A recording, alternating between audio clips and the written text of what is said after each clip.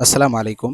আজকে আপনাদেরকে মূলত দেখাবো সূর্যমুখী ফুলের বাগান। আমাদের গ্রামেই একটি সূর্যমুখীর বাগান করা হয়েছে এবং ফুলে দেখছেন অসংখ্য মাছি এসে মধু আহরণ করছে। ইনশাল্লাহ এই ফুলের বাগানের বিস্তারিতই আজকে তুলে ধরার চেষ্টা করব আজকের ভিডিওতে। আমাদের আতাইকুলা ইউনিয়নে রাজাই মণ্ডল সূর্যমুখীর বাগান হয়েছিল। আসলে বাড়ির কাছের লোক যে হজ পায় না, এটা তার প্রমাণ। আমরা আসবো আসবো বলে বলে এখন দেখেন সূর্যমুখী আল্লাহ দিলে আর কিছুদিন গেলেই দু এক দিলেই খালি তেল বাড়াবে কিছু। মানে বাড়ির কাছের লোক যে হজ পায় না, এটা তার প্রমাণ। দেখেন আল্লাহ কত নিয়ামত, এত এত বড় বড় গাছ আর এত সুন্দর সুন্দর বেসন। মানুষ এখান থেকে মানে বেসন নিয়ে গেছে। আসলে এটা মানুষের ক্ষতি, মানে যে লাগায় তার ক্ষতি করছে। এই বেসনগুলো হয়তো বা সে লাগানোর জন্য নেশা হয়তো বা, কিন্তু এটা যে জমির মালিক বলে নিত তাহলে ভালো হতো আর কি।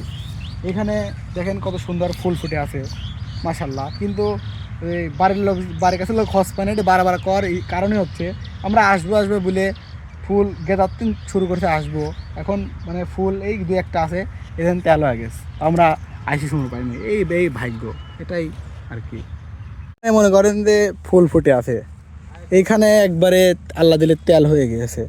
এইখানে আবার কিছু ফুটতেছে, এটা কিন্তু অনেক সুন্দর লাগতেছে। এই জিনিসটা যে ফুটছে, আল্লাহ কত সৃষ্টি কত সুন্দর। আসলে সূর্যমুখী বাগান না দেখলে আপনারা বুঝবেনই না। আল্লাহ সব কিছুই সুন্দর, কিন্তু সূর্যমুখী বাস্তবে এত কাছ থেকে কখনো দেখি নাই যে আমাদের এলাকায় এরকম একটা প্রজেক্ট হবে।